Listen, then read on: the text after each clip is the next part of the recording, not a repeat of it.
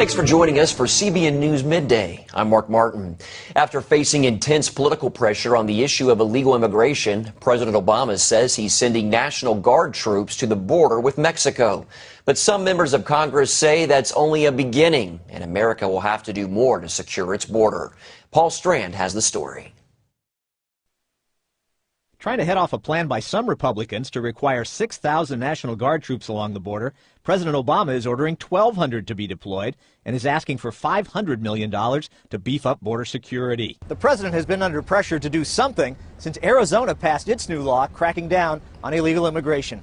I'm elated. This is great news, but it's about time. Arizonans say they've been forced to take action on their own because the federal government hasn't been doing enough about rampant illegal activity along the border. It is a recognition of the violence on the border. And that is the violent crime fomented by the criminal drug cartels.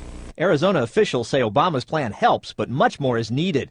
1,200 troops means just one more person for every mile and a half of border. You've got a serious criminal opponent, treat them that way. Treat them the way they treated the mafia in the 20s. We need more agents. We need more money to secure cities as well as the border. Many Republicans have been backing Arizona's crackdown, and it may be smart politics. A new poll from NBC News shows 61% of Americans support the Arizona law. Some of those supporters were out protesting at City Hall in Los Angeles. The LA City Council has voted to economically boycott Arizona till the state repeals its new immigration law. This is political hackery at its finest, and the people of Los Angeles won't stand for it. All colors, all creeds, all sexes, we're not going to stand for it. We want a safe, lawful Los Angeles. We believe in a safe and lawful Arizona. We believe in strong borders, and we believe in a strong America. Paul Strand, CBN News, the White House. A New York City Community Board has voted overwhelmingly to support a plan to build a mosque near Ground Zero. The board voted 29-1 in spite of a very contentious debate over the mosque. There are 200 mosques in New York, and yet another one is not a big deal. Calm down.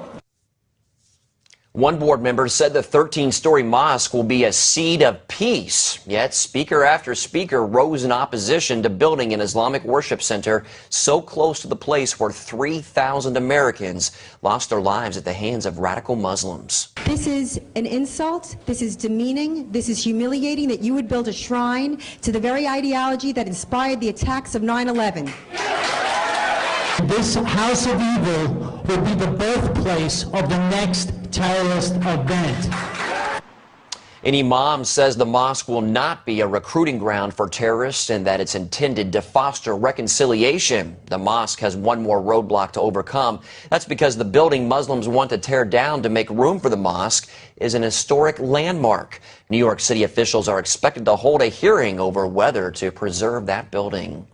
Rifka Berry, the Christian teen who ran away from her Muslim parents, has been diagnosed with uterine cancer.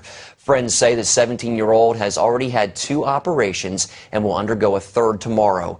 Berry has been living with a foster family in Ohio since last fall. She fled to Florida last summer, claiming her parents threatened to kill her for becoming a Christian.